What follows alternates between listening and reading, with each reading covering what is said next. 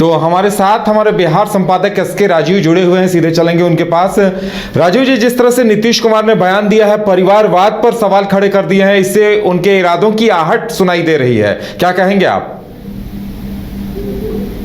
नहीं, देखिए उदय जी, दरअसल में कल जब होम डिपार्टमेंट की तरफ से यह घोषणा की गई कि कर्पूरी ठाकुर की 100वीं जयंती के एक दिन पहले जो है वो उनको भारत रत्न की उपाधि से सम्मानित किया जाएगा, और जैसे राष्ट्रपति भवन की तरफ से अधिसूचना जारी की गई उसके बाद से ही बिहार की सियासत जो है वो परवान पर। और सबसे पहले आप नीतीश कुमार के उस ट्वीट को देखे होंगे जिसमें उन्होंने एक ट्वीट किया था जिसमें उन्होंने लिखा था कि केंद्र सरकार का धन्यवाद है, और फिर थोड़ी ही देर बाद उन्होंने उस ट्वीट को डिलीट किया और फिर उन्होंने लिखा कि देश के माननीय यशस्वी प्रधानमंत्री नरेंद्र मोदी जी को इसके लिए कोटि कोटि धन्यवाद। तो आप देखिए कि किस तरीके से मिनट टू मिनट जो है वो ट्वीट चेंज होता है बिहार के मुख्यमंत्री का। उसके बाद फिर इसकी क्रेडिट लेने की होड़ जो है वो तमाम राजनीतिक दलों में शुरू हो जाती है, और आरजेडी की तरफ से तेजस्वी यादव के द्वारा एक बयान आता है विधिवत, वो मीडिया को भेजते हैं अपने मोबाइल के माध्यम से,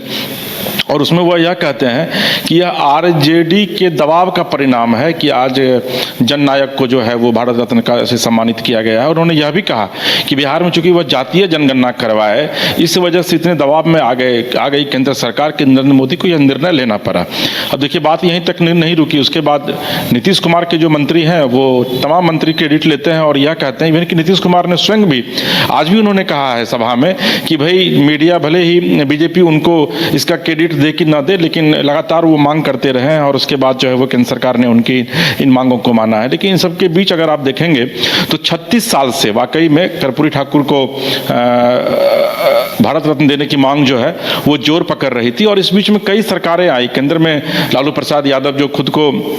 उन्होंने कर्पूरी ठाकुर विषय में उन्होंने यह कहा था कि कर्पूरी ठाकुर जो है वो सिर्फ जननायक इसलिए नहीं बने थे क्योंकि वो जनता से जुड़े हुए थे, बल्कि उन्होंने वाकई में जनता को यह बताया कि जो सत्ता जो है वो सिर्फ सत्ता के शीर्ष पर जो लोग बैठे हुए होते हैं लोकतंत्र में, वो वाकई में जनता के लिए उत्तरदायी होते हैं। लेकिन वो लालू प्रसाद यादव जब केंद्र की सरकार में थे तो उन्होंने भी भारत रत्न जो है वो कर्पूरी जी को नहीं दिलवाया था। तो ये तमाम तरह की बातें हैं जिस पर कि कल से लगातार राजनीति चल रही है। लेकिन इससे इतर आज जब नीतीश कुमार यहाँ जब वो कार्यक्रम चल रहा था वेटनरी ग्राउंड में, तो वहाँ जब वो पहुँचते हैं तो मैसिव बड़ी एक रैली को वो संबोधित करते हैं। काफ़ी भीड़ थी, वाकई में वो भीड़ देखकर काफ़ी गदगद भी थे, और उन्होंने वहाँ से जो बातें कही वो वाकई में उदय वो अद्भुत, मतलब वो बातें सीधे तौर पर कहीं ना कहीं से लालू प्रसाद यादव के लिए वो इशारा थी। और उन्होंने यह कहा कि जिस तरीके के परिवारवाद की राजनीति बिहार में हो रही, उन्होंने विधिवत नाम लिया कि बिहार में जिस तरीके से परिवारवाद की राजनीति हो रही है इसके वे प्रबल विरोधी हैं, क्योंकि बिहार में कई ऐसे राजनीतिक दल हैं जो अपने परिवार के लोगों को इन दिनों आगे बढ़ाने में लगे हुए हैं। तब आप देख लीजिए अभी लालू प्रसाद यादव उनके सपोर्ट में है, उनके समर्थन से बिहार में उनकी सरकार चल रही है, और लालू प्रसाद यादव की पत्नी राबड़ी देवी अभी एमएलसी है, एक बेटा उप मुख्यमंत्री है, दूसरा बेटा जो है वो मंत्री है, एक बेटी है वो राज्यसभा में है, एक चौथी बेटी को भी वो उतारने की तैयारी में है इस बार लोकसभा में। तो सीधे तौर पर जो है नीतीश कुमार का इशारा वो लालू यादव और उनके परिवार के ऊपर था। इस बात उन्होंने एक लाइन और उन्होंने कहा सार्वजनिक मंच से कि मैं नरेंद्र मोदी को विशेष तौर पर धन्यवाद देता हूं जो देश के प्रधानमंत्री हैं, और उन्होंने विधिवत भारत रत्न जो है वो कर्पूरी जी को दिया है। और उन्होंने यह भी कहा नीतीश कुमार ने कि केंद्र सरकार ने उनकी इस मांग को मान लिया है, और भी कुछ मांगे हैं जो कि केंद्र सरकार उनकी मांगों को मान ले तो ज्यादा बेहतर होगा। इसके बाद उन्होंने फिर एक बात नीतीश कुमार ने कही, उन्होंने यह भी कहा कि अगर राज्य हित में उनको कोई बड़ा निर्णय लेना पड़ता है तो उस निर्णय को लेने से वो पीछे नहीं हटेंगे। यानी कि सीधे तौर पर उन्होंने ये बातें कह दी कि भाई आने वाले दिनों में अगर उनको यह लगता है कि बिहार का डेवलपमेंट बीजेपी के साथ जाकर के हो सकता है तो वो कोई भी गुरेज नहीं करेंगे बिहार में इस गठबंधन को तोड़ने में। इस बीच में आप देखिए खबर क्या आती है कि ममता बनर्जी जो है वो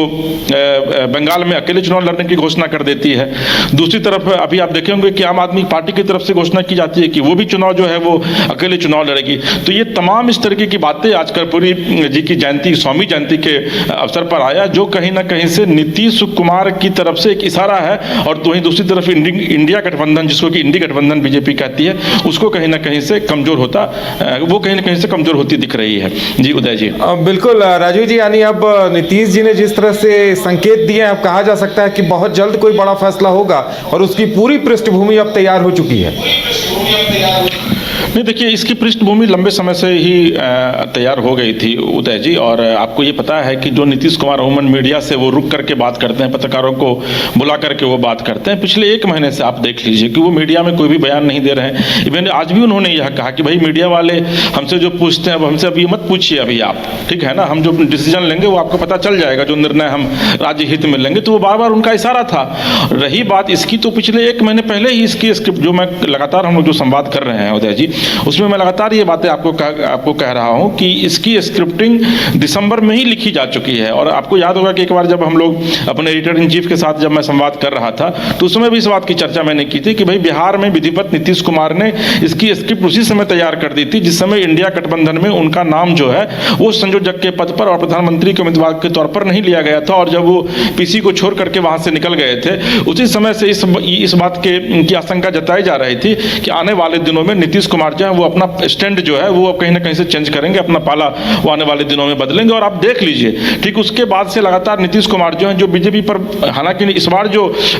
2022 में जब नीतीश जी अलग हुए हैं बीजेपी से, तो बीजेपी के प्रति वो उतने अटैकिंग नहीं है। अगर अटैकिंग भी है तो वो सॉफ्ट अटैकिंग है। बहुत ज़्यादा नरेंद्र मोदी के खिलाफ वो जमकर कभी नहीं उन्होंने बोला, जिस तरीके से कि अमित शाह पटना में आकर के गरजते थे या बिहार की रैलियों में, इस तरीके से नीतीश जी कभी नहीं गरजे। उन्होंने सिर्फ 2-3 बातें ही कही। उन्होंने यह कहा कि ये बीजेपी जो है वो राष्ट्र के खिलाफ काम कर रही है, हमारे एजेंडे को जो है वो बीजेपी ने चुरा लिया। इसके अलावा बहुत ज़्यादा वो नहीं बोले हैं। तो ये कहीं ना कहीं से कि संकेत ये उस समय से भी मिल रहा था कि भाई आप अगर हार्ड टारगेटेड किसी को लेते हैं, हार्ड टारगेट पर लेते हैं तो फिर पता चलता है। लेकिन इस बार नीतीश जी के सॉफ्ट टारगेट पर बीजेपी थी और पिछले 1.5 महीने से नीतीश जी बीजेपी के खिलाफ कुछ बोल भी नहीं रहे हैं। तो ये कहीं ना कहीं से इंगित कर रहा था कि आने वाले दिनों में एक सॉफ्टनेस जो है वो बीजेपी के प्रति मुख्यमंत्री के मन में कहीं ना कहीं से वो साफ झलक रहा था। और जब जैसे ही भारत रत्न की कल घोषणा होती है उस समय ही से इस बात के कयास लगाए जाने लगे थे कि अब कहीं ना कहीं से नीतीश जी जो है अब सिर्फ लोग दिन गिन रहे हैं, दिन काउंट कर रहे हैं कि आज कल परसों या फिर 5 तारीख तक जब विधानसभा का नया बिहार में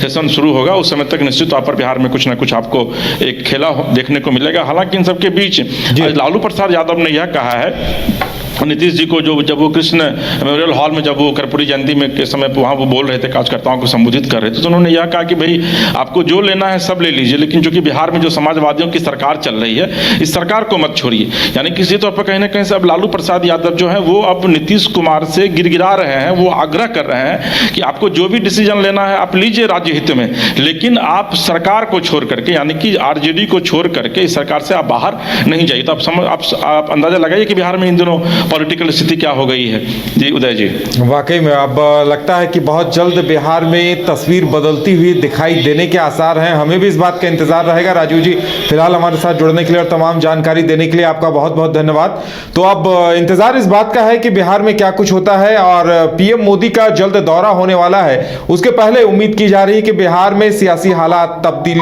वहां बदलाव आ सकता है। हमें भी इस बात का इंतजार रहेगा। फिलहाल इतना ही, हमें दीजिए इजाजत और आप देखते रहिए न्यूज़ बाइस्कोप। नमस्कार।